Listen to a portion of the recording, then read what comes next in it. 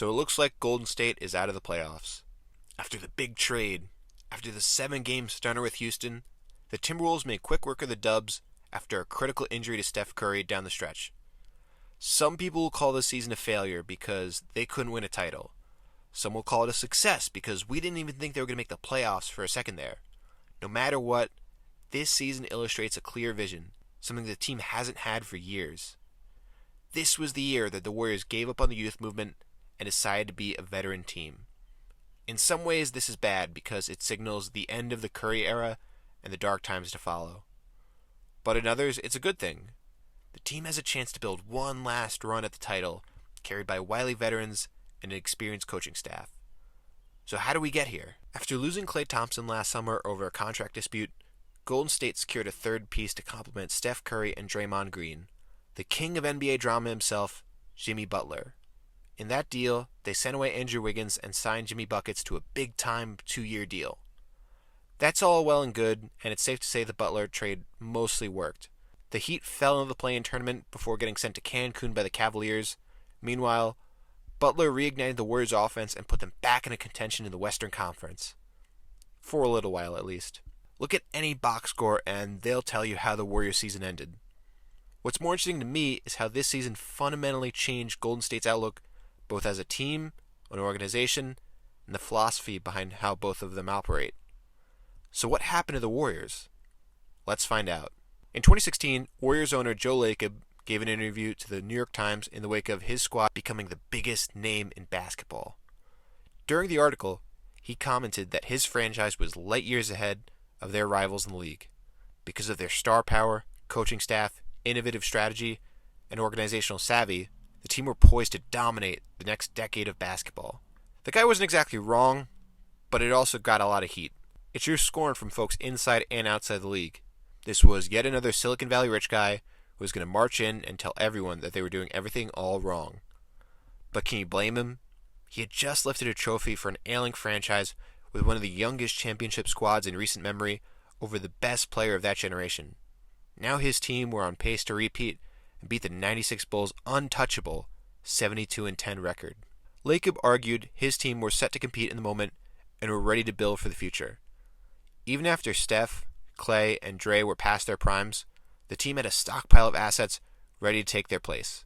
The team held on to all their picks, which served them well after the collapse against Toronto in the finals. In 2019, they picked Jordan Poole. In 2020, they drafted James Wiseman. In 2021, they selected Jonathan Kuminga and Moses Moody. We all know the Warriors went on to become the sport's biggest dynasty since Jordan's Bulls.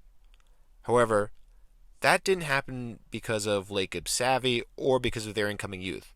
Instead, it happened by random chance. In 2016, a new media rights deal kicked in, and the salary cap exploded from around $66 million to $90 million per team. That gave every team money to work with, and it's how an NBA Finals squad was able to secure the services of Kevin Durant. The rest you already know. Still, is there a link between the success of the Durant teams and the decline of the team's young players? There is. We have a kind of paradox with youth development in sports. The better a team is, the harder it is to have a good succeeding generation of young players. That's because the youth of the past become the stars of the present. That makes it harder for new youth to come in, get minutes, and develop. It's a phenomena heavily discussed in Simon Cooper's excellent book, Barca.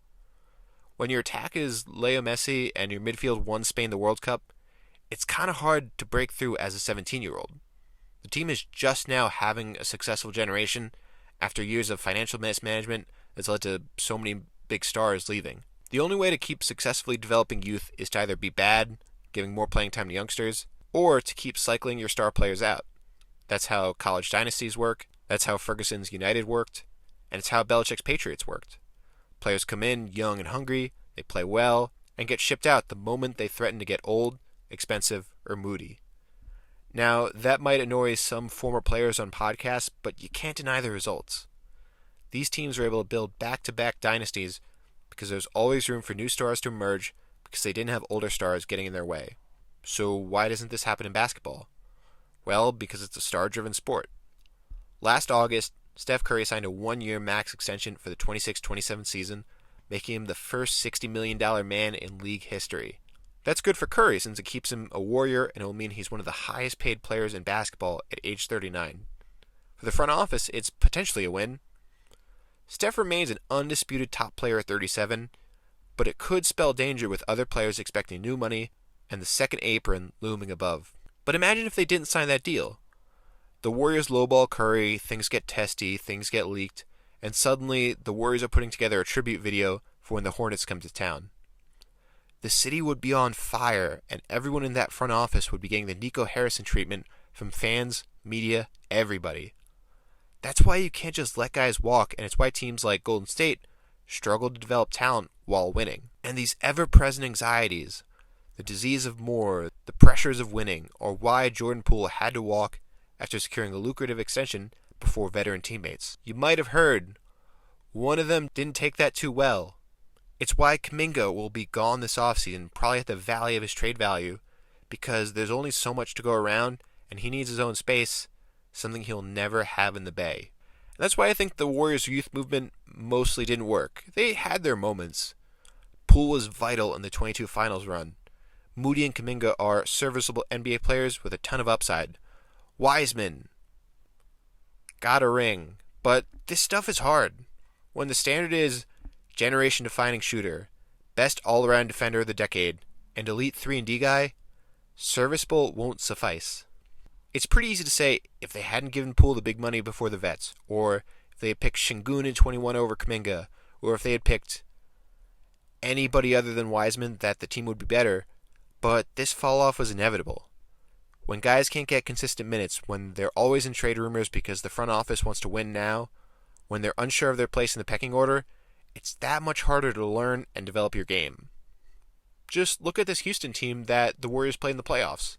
Guys like Jalen Green, guys like Alperen Şengün, these awesome players had to take their licks. They had to lose a lot of games so that they could get their minutes and get their development in.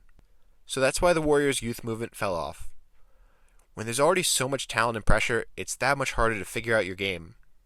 Now Golden State is at a really interesting point heading into the offseason. Their big three is secure and ready for an expendable-style one last ride in 2026. The rest of the roster is in flux. Kuminga is eligible for a sign-in trade, Moody's extension is kicking in, and a team famous for opening the checkbook finds itself under the second apron. They can make a deal.